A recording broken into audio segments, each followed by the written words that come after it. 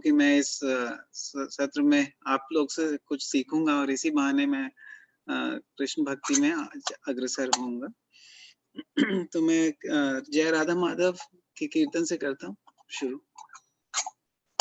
जय राधा माधव कुंज बिहारी गोपी जन वल्लभ गिरिवर धारी। जय राधा माधव कुंज बिहारी गोपी जन वल्लभ गिरिवर धारी। यशोदानंदन ब्रज जन रंजन यशोदानंदन ब्रज जन रंजन जमुना तीरवनचारी। जय राधा माधव कुंज बिहारी गोपी जन वल्लभ गिरिवर धारी। जय राधा माधव कुंज बिहारी गोपी जन वल्लभ गिरिवर धारी। यशोदानंदन ब्रज जन रंजन यशोदानंदन ब्रज जन रंजन जमुना तीरवनचारी। जय राधा माधव कुंज बिहारी गोपी जन वल्लभ गिरिवर धारी। जय राधा माधव कुंज बिहारी गोपी जन वल्लभ गिरिवर धारी। यशोदानंदन ब्रज जन रंजन यशोदानंदन ब्रज जन रंजन जमुना तीरवनचारी। जय राधा माधव कुंज बिहारी गोपी जन वल्लभ गिरिवर धारी। हरे कृष्णा कृष्ण कृष्ण हरे हरे, हरे राम राम राम हरे हरे। हरे कृष्णा कृष्ण कृष्ण हरे हरे, हरे राम राम राम हरे हरे। हरे कृष्णा कृष्ण कृष्ण हरे हरे, हरे राम राम राम हरे हरे। हरे कृष्णा कृष्ण कृष्ण कृष्ण हरे हरे, हरे राम राम राम हरे हरे। जय राधा माधव कुंज बिहारी गोपी जन वल्लभ गिरिवर धारी। हरे कृष्णा कृष्ण कृष्ण हरे हरे, हरे राम राम राम हरे हरे। हरे कृष्णा कृष्ण कृष्ण हरे हरे, हरे राम राम राम हरे हरे। हरे कृष्णा कृष्ण कृष्ण हरे हरे, हरे राम राम राम हरे हरे। जय श्रील प्रभुपाद की जय, गुरुदेव की जय। तो आज का विषय है मेडिसिन फॉर दिस एज, और इसका ये भगवत सप्ताह महाराज जी के भगवत सप्ताह लेक्चर्स पर आधारित है। तो इस युग के लिए क्या दवा है। परम पूज्य महाविष्णु गोस्वामी जी महाराज जी ने ये भगवत सप्ताह का लेक्चर सिडनी में 2001 में दिया था, और उस पे आधारित बुक बनाना चाह रहा हूँ, तो आप लोग का आशीर्वाद चाहिए। तो इस आज का सत्र में मैं आप सबसे प्रार्थना करूंगा और गुरु गौरंग से प्रार्थना करता हूं कि हमें अंधकार से उजाले की ओर ले जाएं। ओम अज्ञान तिमिरन्धस्य ज्ञानांजन शलाकया चक्षुरुन्मीलितं येन तस्मै श्री गुरुवे नमः। श्री चैतन्य मनोभीष्टं स्थापितं येन भूतले स्वयं रूप कदा मह्यं ददाति स्वपदान्तिकम्। वंदे हम श्री गुरु श्री युक्त पाद कमलम श्री गुरुम वैष्णवंश्च श्री रूपम साग्र जातम सगन रघुनाथान्वितम तम सजीवम साद्वैतम सावधूतम परिजन सहितम कृष्ण चैतन्य देवम श्री राधा कृष्ण पादान सहगन ललिता श्री खान्वितांश्च। हे कृष्णा करुणा सिंधु दीनबंधु जगतपते गोपेश गोपिका कांता राधा कांता नमोस्तुते। तप्त कांचन गौरंगी राधे वृंदावनेश्वरी वृषभानुस्तुते देवी प्रणमामि हरिप्रिये। वंच कल्पतरुभ्यश्च कृपा सिन्धुभ्य एव च पतितानां पावनेभ्यो वैष्णवेभ्यो नमो नमः। जय श्री कृष्ण चैतन्य प्रभु नित्यानंद श्री अद्वैता गदाधार शिवसदि गौर भक्त वृंदा। हरे कृष्णा कृष्णा कृष्णा हरे हरे, हरे राम राम राम हरे हरे। तो महाराज जी ने पिछले भगवत सप्ताह के पहले दिन में कहा था कि हम लोग की जो जीवन होना चाहिए वो बहुत ही साधारण होना चाहिए, और हम और इस जीवन के महत्व को समझना चाहिए कि हम उस ओस के बूंद की तरह हैं कमल के पत्ते के ऊपर, जो कि कभी भी गिर सकती है। ये जीवन कभी भी खत्म हो सकती है। तो ये जो मनुष्य जीवन हमें मिला है उसको उसका सदुपयोग करना चाहिए।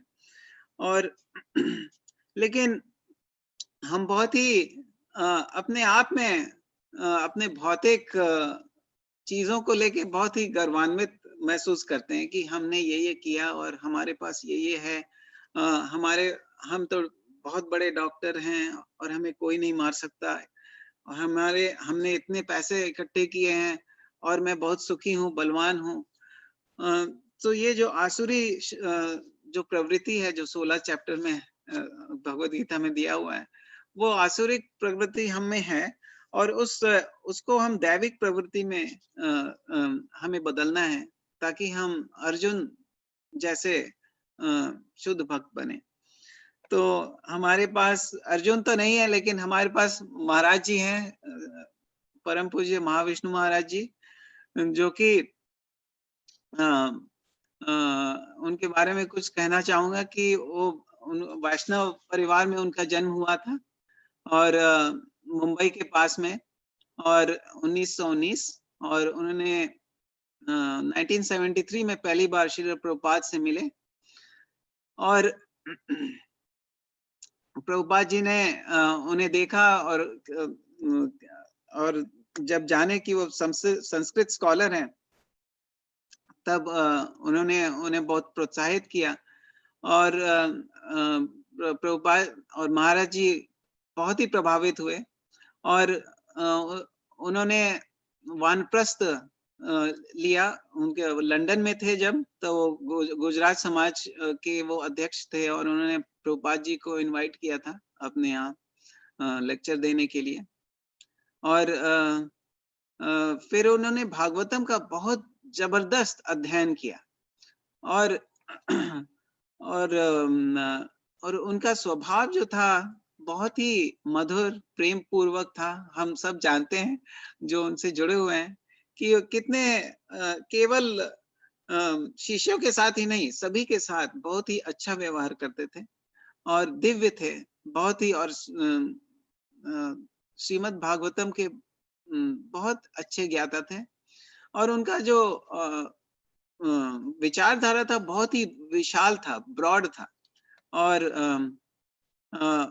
मैंने उसे इंग्लिश में ऐसे, वो दोनों मतलब गंभीर भी थे और बहुत खुश भी रहे, लोगों को हंसाते भी थे। तो बहुत हंसाते हंसाते बहुत गंभीर चीज बोल जाते थे, और इसलिए उनकी लेक्चर को बहुत ध्यान से सुनना पड़ता है, क्योंकि उनके हंसी में भी बहुत गंभीर बातें छिपी रहती हैं। तो मैंने कोशिश की है कि उनका His Holiness Mahavishnu Goswami HHMV ji, तो he was very humble, happy, magnanimous. He was victorious, and very good, and he encouraged simple devotional service.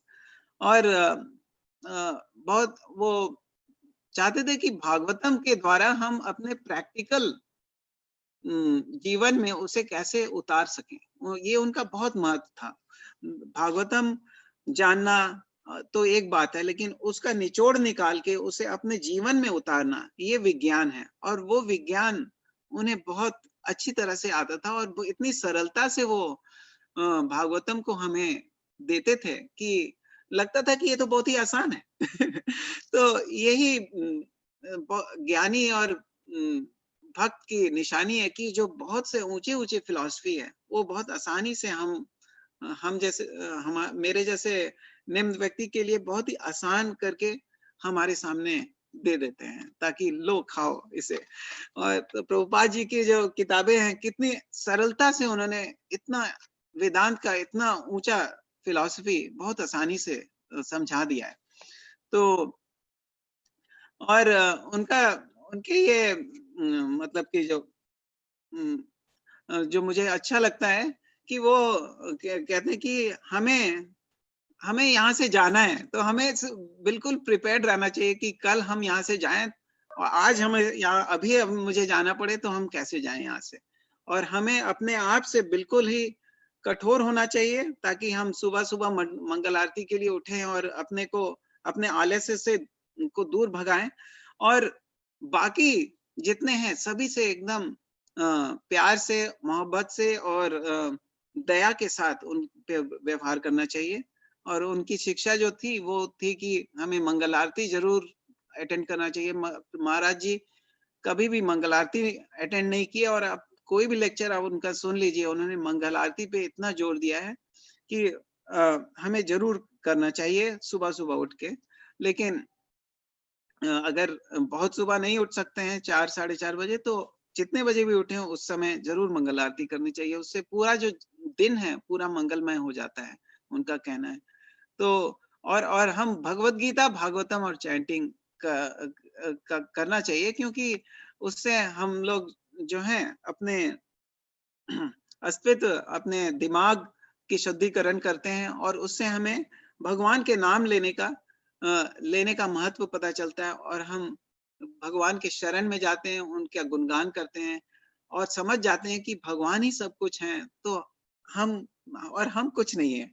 और ये जब ह्यूमिलिटी समझ में आ जाती है तब हम उसकी ओर जाने की कोशिश करते हैं। तो और हमारी जो दृष्टिकोण है वो चेंज हो जाती है। हम वही काम करते हैं, हम जैसे कि सॉफ्टवेयर इंजीनियर है, कोई व्यापारी है, हम वही काम करेंगे लेकिन हमारा जो दृष्टिकोण है वो बदल जाएगा। हम अपने कस्टमर के साथ कैसा व्यवहार करेंगे, अच्छे से व्यवहार करेंगे, वो दृष्टिकोण बदल जाएगा और और हमारे जो व्यवहार है वो बदल जाएगा। तो ये जो प्रैक्टिकल एस्पेक्ट था वो महाराज जी का, ये बहुत और इतनी सरलता से उन्होंने हमें सब कुछ दिया, ये हमें सीखने वाली बात है।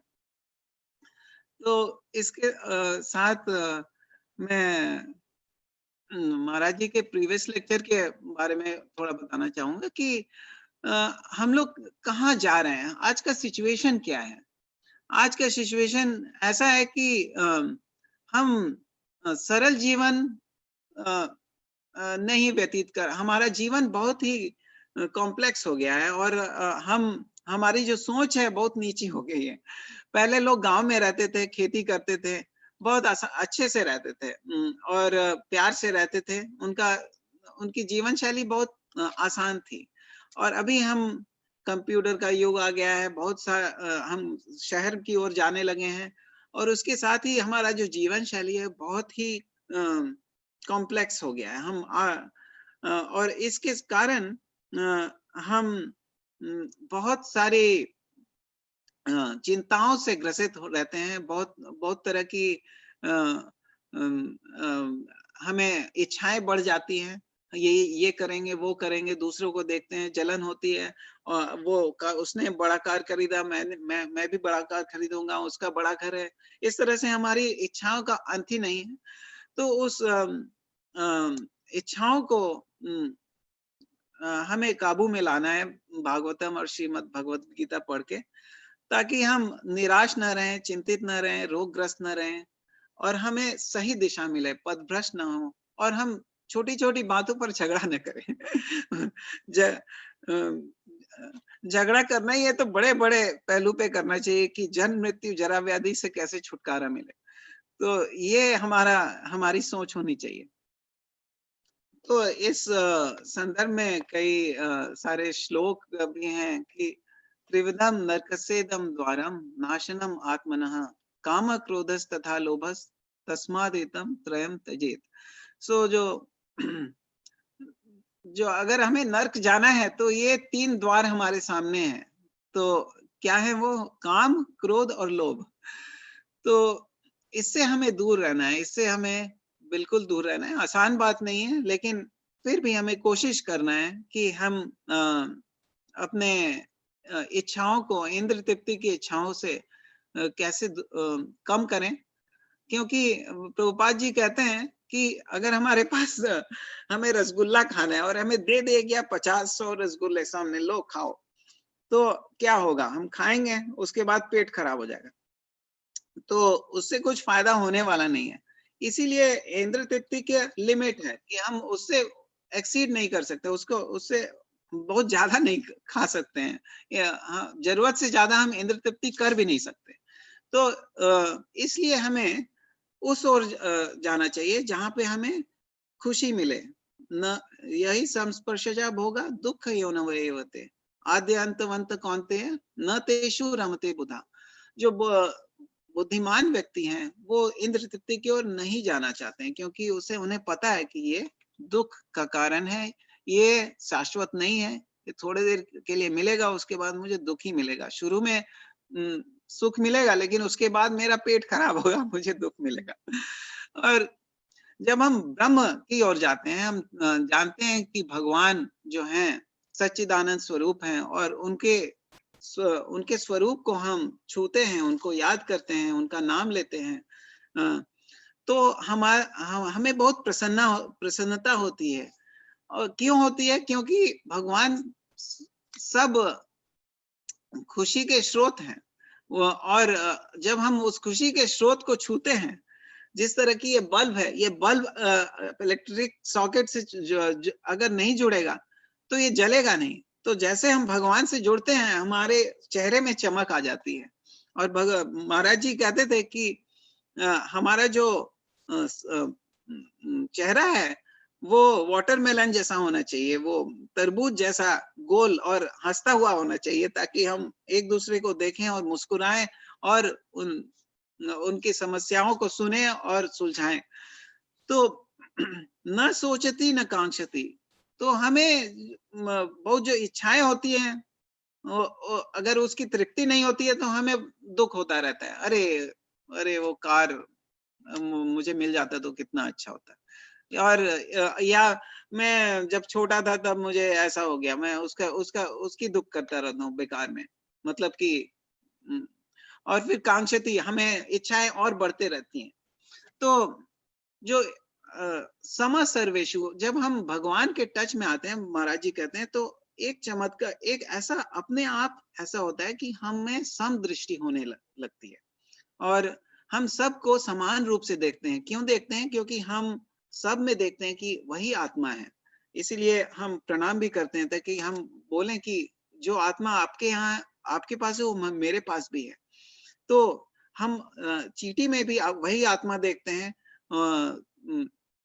हाथी, शेर और कुत्ते और हर प्रकार के प्राणी, नर जो व्हाइट है, काला है, सफेद है, गरीब है, अमीर है, सब में हम वही आत्मा देखते हैं, और सबको समान भाव से देखते हैं, और हम में दया दृष्टि आने लगती है। क्योंकि भगवान के संपर्क में आते ही जो हमारे फादर हैं, हमारे पिता हैं, हमें जो कि सब पर दयालु हैं, उनकी दया दृष्टि जो है हम में भी थोड़ी बहुत आने लगती है। ये नेचुरल है। तो ब्रह्म भूत प्रसन्न आत्मा न सोचती न कांक्षती सम सर्वेषु भूतेषु मद भक्तिम लभते पराम। तो डिवोशनल सर्विस से ये हमें मिल जाता है, और हम प्रसन्न रहते हैं, फुल्ली जॉयफुल। और उसका विपरीत क्या है? अगर हम नहीं करते तो क्या होता है? अनेक चित्त विभ्रांता मोह जाल समावृता प्रसक्त काम भोगेशु पतंती नरके सुचौ। हमें ये जो मोह जाल है, ये करना है, वो करना है, उसी जाल में हम फंस जाते हैं। हमें इच्छाओं की पूर्ति करने के लिए बहुत कठिन परिश्रम करना पड़ता है, और कभी कभी झूठ बोलना पड़ता है, और गलत कार्य भी लोग कर देते हैं। और उससे क्या होता है कि हम उस जाल में फंसते चले जाते हैं, फंसते चले जाते हैं। और कहते हैं एक झूठ बोलने के लिए 100 झूठ बोलना पड़ता है। तो उसी हमें हम अपने जो जो कर्म जो करते हैं अपने इंद्रिय तृप्ति, उसी जाल में हम फंस जाते हैं। और जैसे कि वो स्पाइडर होता है, वो अपने ही जाल में अंदर में फंस सकता है। तो इसी तरह से हम भी अपने ही जाल में फंस जाते हैं। तो इसका उपाय क्या है? इसका उपाय महाराज जी बोलते हैं कि बहुत ही सरल है, बहुत ही सरल है। हमें भगवान के पास पहले तो भगवान के उस अस्तित्व को समझना चाहिए कि वो सच्चिदानंद स्वरूप है, और उनके पास विनम्र होके उनके पास जाना चाहिए, और उनकी शरण लेनी चाहिए। तो ये तो हम जानते हैं, सर्वधर्मान परित्यागम माम एकम शरणम व्रज। हमें प्रसाद ग्रहण करनी चाहिए, भगवान का नाम लेना चाहिए, और अपने चित्त के शुद्धिकरण के लिए हमें हमें जो है तत्सुनवन सुपठन विचारण करो, ये हमें करना चाहिए। और भगवान जो भी काम करें हम, वो भगवान पे समर्पित होकर करना चाहिए।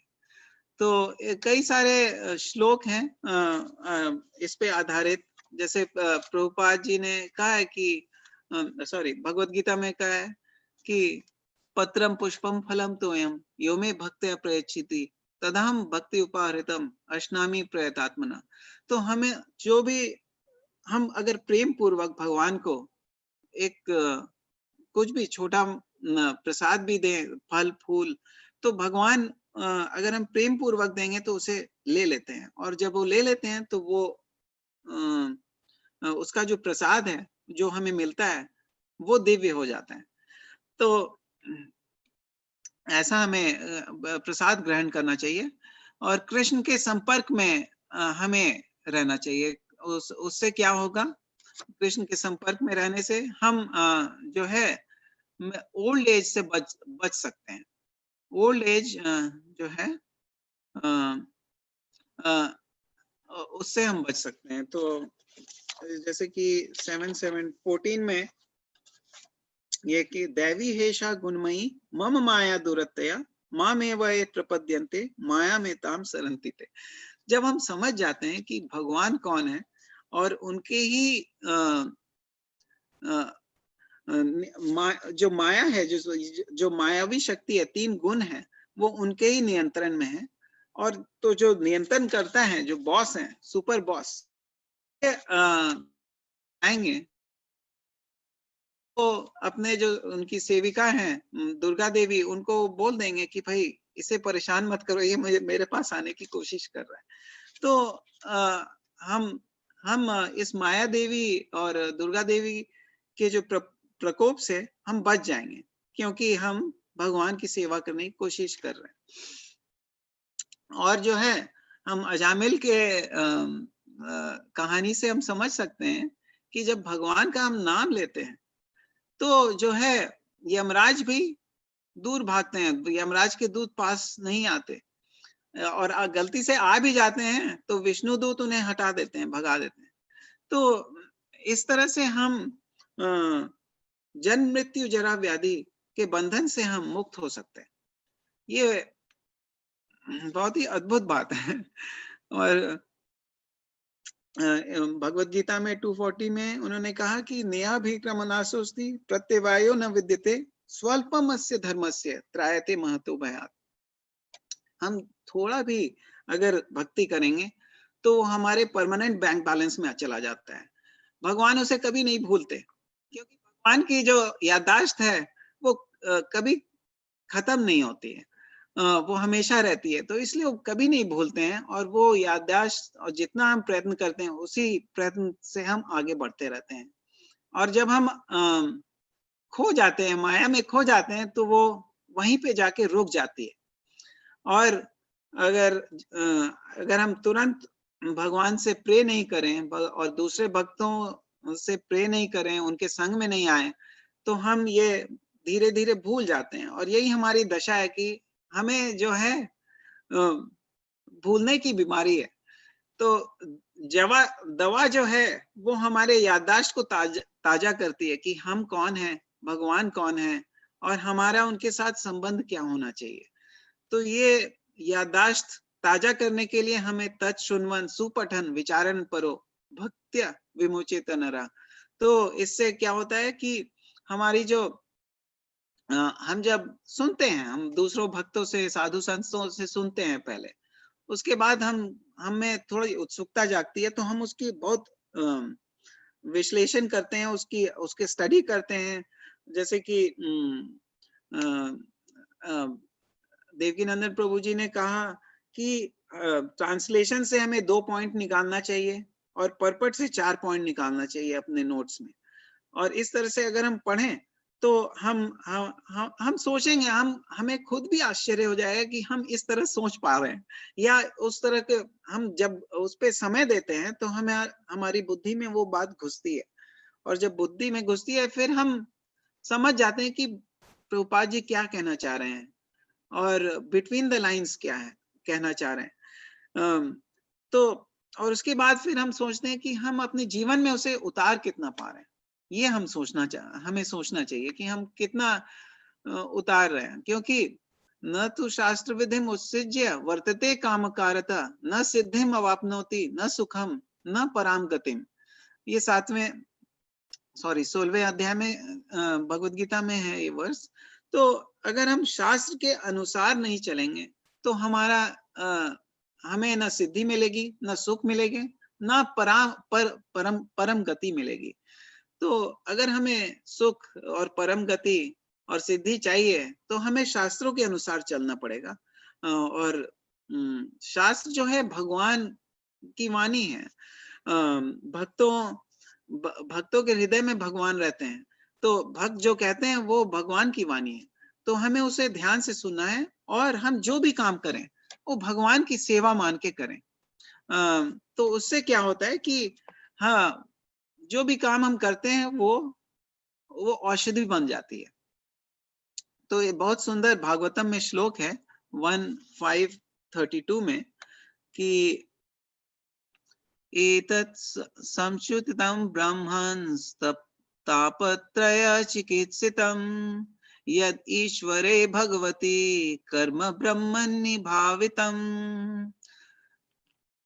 तो इसका अर्थ है कि जो समसुचितम है, जो लर्नेड आदमी है, संत लोग हैं, उन्होंने ये कहा है, मतलब ये व्यास जी के बारे में होते कि जो तापत्रय है, जो 3 काइंड ऑफ मिजरी है, आदि भौतिक, आध्यात्मिक और आदि दैविक, ये तीनों मिजरी का रेमेडी क्या है। इस रेमेडी का इन्होंने बहुत सोच समझ के ये निष्कर्ष निकाला है कि जो भी हम कर्म करते हैं, कर्म तो करना ही है, हम एग्जिस्ट करते हैं। प्रभुपाद जी ने बहुत अच्छा इस पे लेक्चर दिया। उन्होंने कहा कि हम एग्जिस्ट करते हैं, लेकिन कुछ समय के लिए हम एग्जिस्ट नहीं करते, हम नहीं रहते। वो क्यों नहीं रहते? क्योंकि हमारी मृत्यु हो जाती है। तो मृत्यु क्या है कि हम अपने आप को एक देह से दूसरे देह में देहांतरम प्राप्त है। 2:13 में जैसे भगवत गीता में दिया हुआ है कि हम देहिनो अस्मिन् यथा देहे कौमारम यौवनम जरा तथा देहांतरम प्राप्तिर धीरस्तत्र न मुह्यते। तो हम एक शरीर से दूसरे शरीर में जाते हैं। तो और मृत्यु के समय मतलब जब जीवित हैं तब भी हम इस काल में भी एक शरीर से दूसरे शरीर में जाते हैं, क्योंकि हमारा जो बचपन वाला जो शरीर है वो तो अभी है नहीं, और अभी बुढ़ापे में जो शरीर आएगा तो ये शरीर चला जाएगा। तो शरीर तो हम चेंज करते रहते हैं। तो ये जब हम समझ जाते हैं तब हमें निर्भयता आती है। हम तो ये चीज को समझते हुए, भगवान को समझते हुए, इस श्लोक से आधारित एग्जाम्पल ये है प्रभु जी कि माता जी की जैसे कि हम दूध पीते हैं, बहुत ज्यादा अगर दूध पी लें तो हमारा पेट खराब हो जाता है। लेकिन दूध से बना हुआ जो दही है उसमें थोड़ा नमक और गोल मिर्च वगैरह डाल के अगर हम पिए तो उससे मेरा पेट ठीक हो जाता है। लेकिन अगर देखा जाए तो वही है, वही दूध हमने पिया दूसरे फॉर्म में, लेकिन उससे हमारी तबीयत ठीक हो गई। तो कर्म के साथ भी वैसा ही है कि जब हम कर्म भगवान की के प्रति समर्पित पर करते हुए जब करेंगे तो वही कर्म हमें कर्म बंधन से छुटकारा देगा, हमें सभी संकट और तापत्रय से मुक्ति देगी। ये 3.9 में यज्ञार्थात् कर्मणो अन्यत्र लोकोयम कर्म बंधन तद अर्थम कर्म कौन्तेय मुक्त संग समाचर। तो हम जब यज्ञ जो कृष्ण है उन पर आधारित होकर अगर हम काम करेंगे तो हम कर्म बंधन से छूट जाएंगे और उससे हमें सभी मिजरी से हमें छुट्टी मिलेगी। तो भगवान जी महाराज जी ये वर्ष को कोट करते हैं कि हमें भगवान को समझना चाहिए। तो भगवान कौन है? सच्चिदानंद रूपाय विश्वदादि हेतवे तापत्रय विनाशाय श्री कृष्णाय वयम नमः।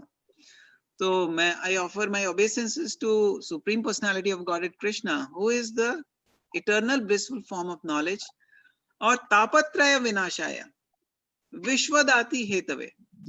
तो विश्व का सबसे पहली बात है कि कृष्ण जो है सच्चिदानंद स्वरूप है और हम लोग क्या हैं? हम लोग का शरीर है और उनका स्वरूप है।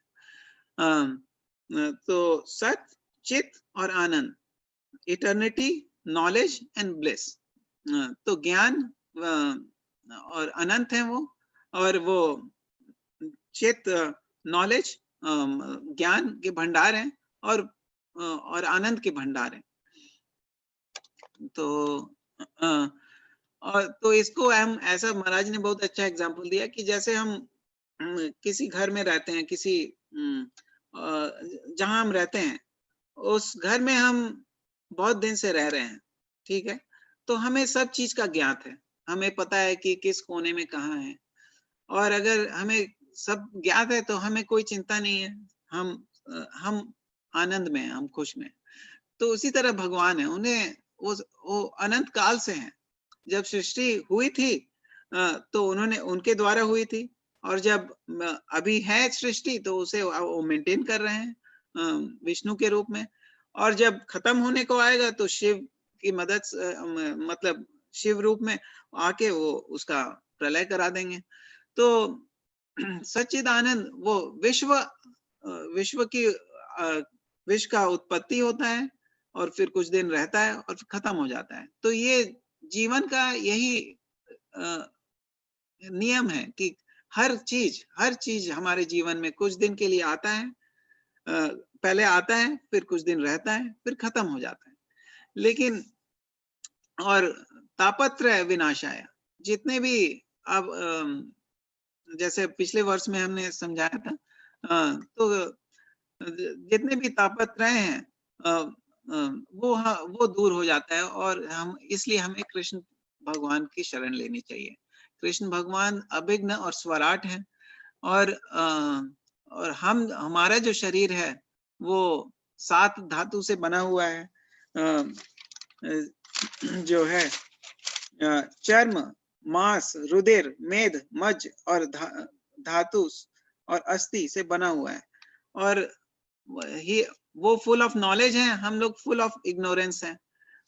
हम लोग अपने शरीर को अपना मानते हुए हमें तो मरना ही है, और हम हमेशा दुखी रहते हैं किसी न किसी बात पे। तो जब हम भगवान से संपर्क करेंगे तो हमें हमारी समस्याओं का समाधान होगा और हम खुश रहेंगे। तो तत्शुन्वन सुपठन विचारण परो, इस तो हम भगवान पर हमें महाराज जी का बहुत है कि हमें कम से कम हम हमारे जीवन शैली जैसे भी हो, हम शहर में रहते हैं, कहीं भी रहते हैं, लेकिन हम सुपठन कुछ समय निकालें और भगवद गीता भागवतम का अध्ययन करें बहुत अच्छी से। तो श्रीमद् भागवतम पुराणम अमलम यद वैश्वनाम प्रियम यस्मिन् परमहंसमेक कमलम ज्ञानं परं गीयते तत्र ज्ञान विराग भक्ति सहितं नैष्कर्म्यं वकृतं तच्छृण्वन् सुपठन् विचारण परो भक्त्या विमुच्येत नरः। तच्छृण्वन् सुपठन विचारण परो। तो हमें जो है उसे सुनना है ध्यान से, और उसके बाद सॉरी यहाँ पे श्रीमद् भागवतम पुराणम अमलम यद वैश्वनाम प्रियं यस्मिन् परमहंस्यम् एकम अमलम ज्ञानम परम गीयते तत्र ज्ञान विराग भक्ति सहितं नैष्कर्म्यम् अविष्कृतं तच्छृण्वन् सुपठन् विचारन् परो भक्त्या विमुच्येत नरः। तो तच्छृण्वन् हम सुनते हैं, सुपठन करते हैं, उसको अच्छी तरह से अध्ययन करते हैं और उस पे बहुत ध्यान से और श्रद्धा पूर्वक और बहुत सीरियस उसका अध्ययन करते हैं। और वो जब करते हैं तो उससे क्या होता है कि भक्ति हमारे अंदर उत्पन्न आती है, और वो भक्ति ऐसी है जो रुकती नहीं है, उससे कोई रोक भी नहीं सकता। तो भक्ति बढ़ती चला जाता है। तो और जा रहा है तो Shrimad Bhagavatam is a spotless Puran, and it is more dear to the Vaishnavas, and because it describes the pure knowledge of the Paramhans, this Bhagavatam reveals the means to become free from material work together from the process of transcendental knowledge, renunciation and devotion. Anyone who seriously tries to understand Srimad Bhagavatam, who properly hears and chants it with devotion, becomes completely liberated. तो ये तो सारे उपाय थे। ये medicine हमें बताया गया है कि भगवान का नाम लेना चाहिए। महाराज जी ने बहुत अच्छा कहा है कि जप कर जप कर जप कर, इतना जप कर कि यमराज भी अपने की हद कर दे। जप कर जप कर जप कर, इतना जप कर कि हद कर दे कि यमराज भी अपने खाते से तेरा नाम रद्द कर दे। तो हमें उन्होंने कहा कि ना संतुष्टो त्रिषु कर्तव्य स्वधारे भोजने धने। हमें 3 चीज से बिल्कुल संतुष्ट रहना चाहिए। हमारी जो स्वधारी है, वाइफ है, हस्बैंड है, जो भी है, उनसे बिल्कुल संतुष्ट रहना चाहिए। राम मिलाते हैं हमारी जोड़ी और उसी से संतुष्ट रहना चाहिए। तो स्वधारे भोजने, जो भी खाना सामने मिल जाए उससे बिल्कुल संतुष्ट रहना चाहिए। ये नहीं कि हमें वो चाहिए ये चाहिए, नहीं, हमें जो भी मिल जाए हमें खुश रहना चाहिए। और सुधारे भोजने धने, जो भी हमारे पास धन है उससे बिल्कुल संतुष्ट रहना चाहिए। वो हमारे लिए पर्याप्त है। भगवान सबका देखते हैं, हाथी घोड़ा चींटी सबके लिए पर्याप्त भोजन उनका व्यवस्था करते हैं। और संतुष्ट त्रिषु न करते हुए जप दान और जप दान और एक और स्वाध्याय। तो जप, स्वाध्याय, जप और दान, ये 3 चीज हमें जरूर उससे हमें संतोष नहीं है। जितना भी हम स्वाध्याय करें वो कम है, जितना भी ध्यान करें वो कम है, और जितना भी हम जप करें वो कम है। तो जप कर इतना जप कर कि हद कर दे कि यमराज भी अपने खाते से तेरा नाम रद्द कर दे। तो इसके साथ हम देखते हैं कि हमें क्या फायदा है। ये मेडिसिन, जो मेडिसिन है, ये हमारे मेडिसिन तो भगवान ने भगवत गीता में कहा है, आचार्यों ने कहा है, ये डॉक्टर की तरह है भगवान की तरफ से। और ये डॉक्टर का अगर आप प्रिस्क्रिप्शन नहीं लेंगे, उनके प्रिस्क्रिप्शन का आप उनके जो डॉक्टर बोलते हैं उसको फॉलो नहीं करेंगे तो उसका फायदा नहीं होगा। तो उसे हमें अपने जीवन में उतारना है। तो अगर हम जीवन में उतारेंगे तो उसका क्या फायदा होगा? तो उससे फायदा ये होगा कि हमारी जो हेल्थ है, स्वास्थ्य अच्छा हो जाएगा, हम आनंद में रहेंगे, सबको समान दृष्टि से देखेंगे, दया से देखेंगे। तो ब्रह्मभूत प्रसन्नात्मा न सोचती न कांक्षी समा सर्वेषु भूतेषु भक्तिम लभते पर। ये जो है यहाँ पे वर्स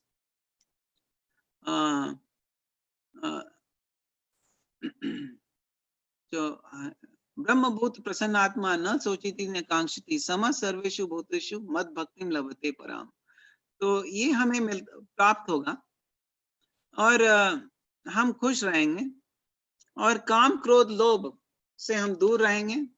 और अंत में भगवत गीता में भगवान जी कहते हैं कि यत्र योगेश्वर कृष्ण तत्र पार्थ धनुर्धर तत्र विजय तत् श्री विजय भूतिर नीतिर ममा। सॉरी थोड़ा सा भूल रहा हूँ।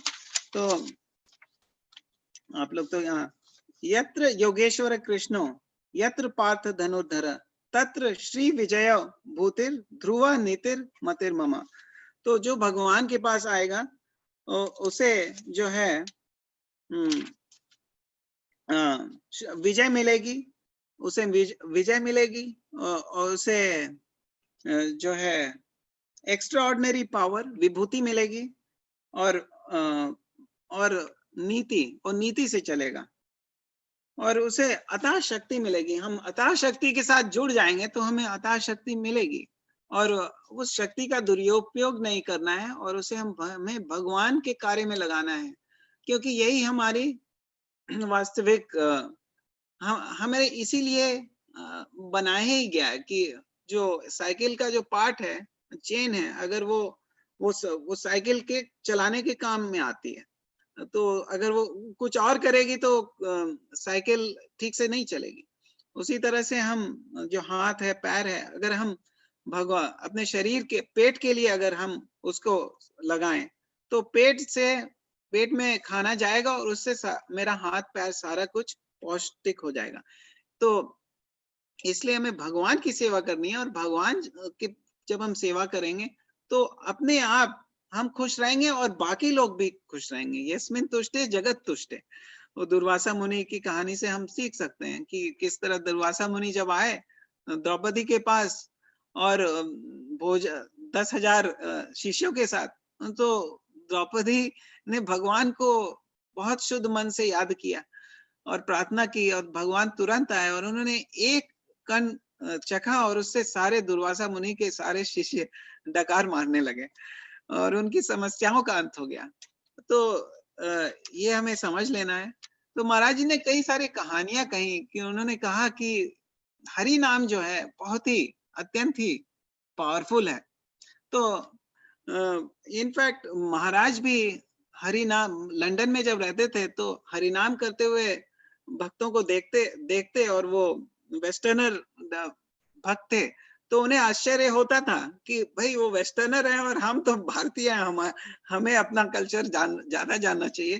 तो लेकिन जब उनको देखे तो उसी से वो प्रभावित हुए और फिर अंत में प्रभुपाद जी से मिले और फिर और जन कल्याण के लिए उन्होंने संन्यास लिया और उनसे हम फायदा ले रहे हैं उनके इंस्ट्रक्शंस का। तो वो उन्होंने कहा है कि जब लंदन में भक्त लोग, प्रभुपाद जी ने कहा था कि हरिनाम सुबह शाम होना चाहिए, तो लोग जाते थे भक्त लोग। और उसी समय क्या हुआ, मॉरिशस के प्राइम मिनिस्टर जो थे वो आए हुए थे लंदन, तो किसी डिपार्टमेंट स्टोर में थे, कुछ खरीद रहे होंगे, तो उन्होंने देखा भक्तों को जाते हुए कीर्तन करते हुए, तो उन्हें लगा, उत्सुकता हुई ये कौन है भाई। तो फिर प्रभुपाद जी के पास गए। भक्तों ने कहा प्रभुपाद जी उस समय लंदन में थे और जो प्रभुपाद जी से मिल जाता है, संपर्क करता है, उसका कल्याण हो जाता है।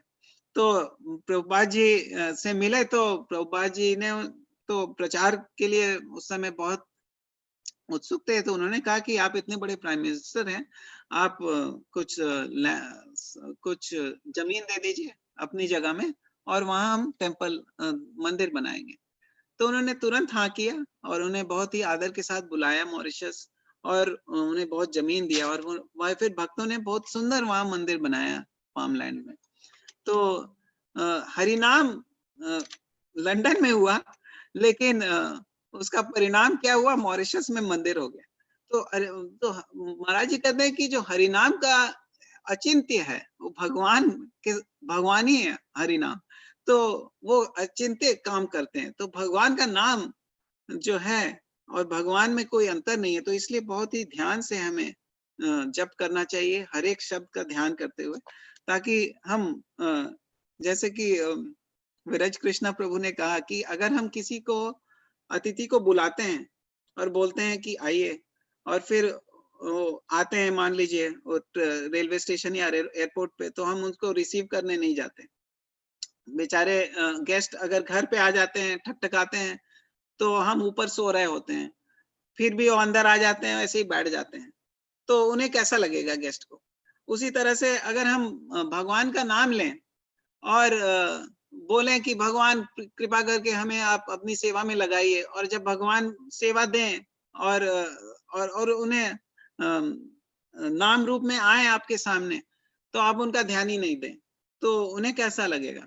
तो इसलिए हमें ध्यान से भगवान का नाम लेना चाहिए।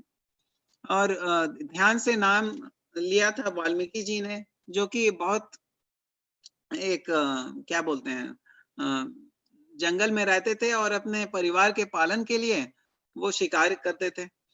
तो नारद मुनि एक बार उनसे मिले और बोले कि तुम इतने निर्दयी हो के क्यों जंगली जानवरों को मारते हो। तो उन्होंने कहा कि मैं अपने परिवार के पालन के लिए करता हूँ।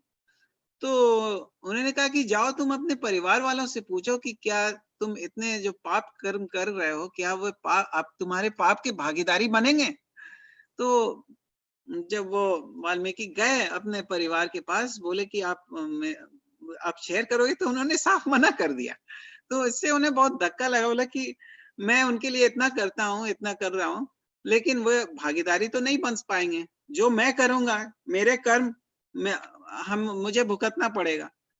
और फिर नारद मुनि ने उन्हें कहा तुम भगवान का नाम, राम का नाम लो। बोले कि उस समय वो बोल ही नहीं पाए, राम कैसे बोले। तो बोले कि ठीक है, मरा बोलो।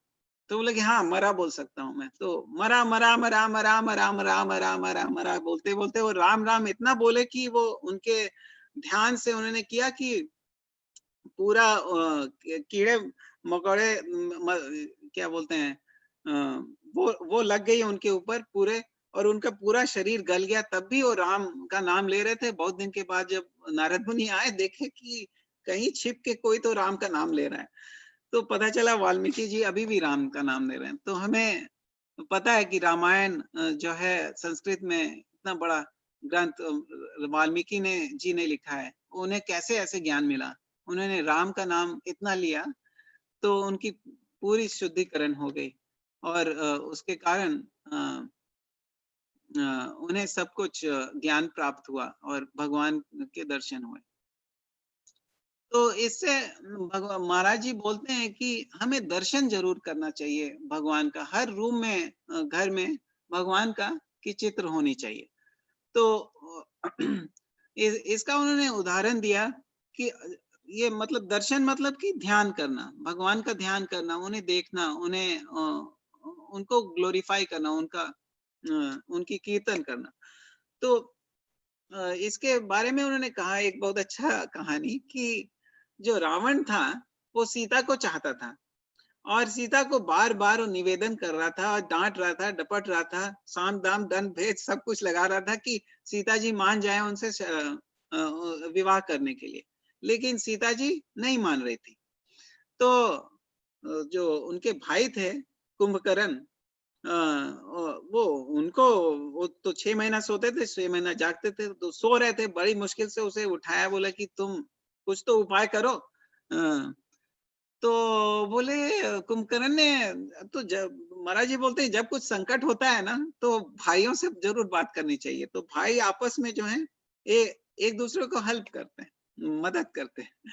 तो कुंभकर्ण जो था वो उठा, बोला कि भाई तुम तो इतने बड़े मायावी हो, तुम राम का रूप ले लो, तो सीता मान तुमको देखेंगी और मान जाएंगी। तो वो बोला कि मैंने ऐसा कई बार कोशिश किया, जब भी मैंने राम का रूप धारण किया है, तब मुझे सीता जो है माता के रूप में दिखाई देती, तो मैं नहीं ले सकता। तो ये है भगवान के ध्यान करने में शक्ति की, हमें पूरी, हम एकदम शुद्ध, जो भगवान जो है सच्चिद आनंद स्वरूप है। तो जब हम उनके संपर्क करते हैं, ध्यान करते हैं, नाम लेते हैं, उनका गुण गाते हैं, तो हमारे में शुद्धिकरण हो जाती है। और ये जो है भगवान का, इसलिए हमें हमेशा ध्यान करना चाहिए, और बच्चों को भी यही रूप दिखाना चाहिए। कीर्तन करते हुए उन्हें सुन, अगर पार्टिसिपेट नहीं भी करें तब भी बड़े होके वो जरूर करेंगे। तो ये दर्शन का महत्व है, हमें समझना है।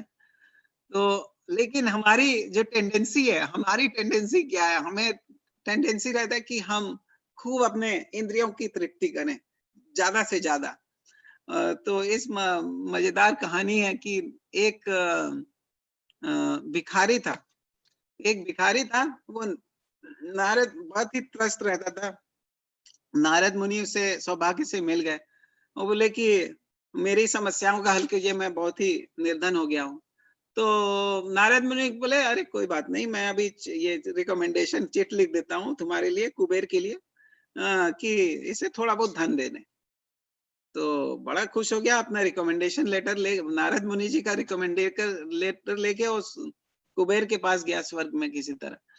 और वहां पे कुबेर के ऐसे को बोला कि मुझे ये चिट मिला है, रिकमेंडेशन लेटर, ये नारद जी का है, मुझे थोड़ा धन चाहिए, और ये मेरा ये बेगिंग बॉल है, उसमें आप थोड़ा सा दे दीजिए, तो ये मेरा भीख मांगने का जो है। तो कुबेर बोला कि क्या नारद जी इस तरह से छोटे मोटे चीज के लिए भेज देते हैं, इसके छोटा सा बेगिंग बॉल है, उसको मैं तो तुरंत भर दूंगा। उसने अपने सेक्रेटरी को बुलाया, बोला कि इसे कुछ दे दो। तो सेक्रेटरी उसे ले गया, उसके धन देने लगा उसके बेगिंग बॉल में। जितना दे रहा था उतना कम हो रहा था, उसकी बेगिंग बॉल कभी भर ही नहीं रहा था। तो कुछ देर के बाद वो सेक्रेटरी दौड़ा दौड़ा आया कुबेर के पास, बोला कि महाराज, इसका आपका जो है पूरा धनराशि लगभग खत्म हो गया है, आप गरीब हो गए हो, सॉरी, इसका जो है बेगिंग बॉल भर ही नहीं रहा है। तो कुबेर बोले, अच्छा ये कौन है, ये कैसे हुआ? तो तभी नारद मुनि वहां से जा रहे थे, तो उन्होंने कहा, नारद आपने किसे भेज दिया ये मैं, अब तो मेरा पूरा धन खत्म हो गया, इसका बेगिंग बॉल खत्म नहीं हुआ है। तो बोले कि मुझे क्या पता, मैं इससे थोड़ा बहुत धन चाहिए था, मैंने आपके पास भेज दिया। बोले अच्छा ठीक है, तो लाओ दिखाओ क्या है, बेगिंग बॉल क्या है? तो उसने बोला कि बेगिंग बॉल जो है, भीख मांगने का जो बर्तन है, वो बर्तन नहीं था, वो आदमी का सर था, स्कल। तो महाराज जी ये बोले थे कि ये हमारे अंदर इतनी ज्यादा लोभ की भावना रहती है कि ये मिलती है उससे और हम और चाहते हैं, और चाहते हैं, और चाहते हैं, तो उसका कोई अंत नहीं है। वामन देव के पास टाइम से हम लोग सीखते हैं कि उन्होंने कहा कि बस तीन तीन स्टेप मुझे लैंड चाहिए, क्योंकि संतोष होना चाहिए। लेकिन तो हमें जो है महाराज जी की शिक्षा से यही सीखते हैं, और मैं अब अंत करूंगा इसके साथ कि अ, हमारा जो दिल है वो भगवान के लिए है, और हमें हमेशा भगवान का ध्यान रखना चाहिए। तो उन्होंने एक छोटी सी कहानी कही, मैं अंत करता हूँ उससे, कि एक सोनार था, तो वो दिन रात भर दिन भर सोना का काम करता था, वो बूढ़ा हो गया, उसके बच्चे हुए, और एक दिन उसके मरने का समय आ गया था, और डॉक्टर आए उसके पास, और उन्होंने उसका टेम्परेचर लिया। तो क्या था, सोनार हमेशा उसके दिमाग में सोने का भाव घूमता रहता था कि मैं इतने में बेचूंगा, 102, 103 जब हो जाएगा, 110 हो जाएगा, तब मैं बेच दूंगा। तो जो डॉक्टर था वो उसका टेम्परेचर लिया और बोला कि अरे 105। तो वो सोचा कि वो सोने का भाव है वो। तो अपने पुत्रों को इशारा से बुलाया, बोला कि गुस्सा हुआ, उसने बोला कि 105 हो गया है, बेचो बेचो बेचो, बोलते बोलते वो मर गया। तो महाराज जी कहते हैं कि हम जो भी कर्म करें, हमारे दिल के अंदर जो है भगवान होनी चाहिए। हृदय कृष्ण के लिए है। हम कर्म करते जाएं, वो भी भगवान के लिए, लेकिन हृदय हृदय में भगवान होनी चाहिए। हम जो भी कर्म करें, अर्जुन ने कितने लोगों को मारा, लेकिन वो भगवान के लिए मारा। तो इस और जो भी हम कर्म करते हैं, वो हम अगर भगवान के लिए करेंगे, तो हम उस कर्म बंधन से मुक्त हो जाएंगे। तो इसी के साथ मैं इस सत्र का अंत करता हूँ। परम पूज्य महाविष्णु गोस्वामी महाराज की जय, परम पूज्य श्रील प्रभुपाद जी की जय। ये आप लेक्चर जरूर सुनिए, बहुत ही अच्छा लगेगा। महाराज जी के वाणी में बहुत अच्छा लगेगा आपको सुन के। जय श्री हरे कृष्णा कृष्णा कृष्णा हरे हरे, हरे राम राम राम।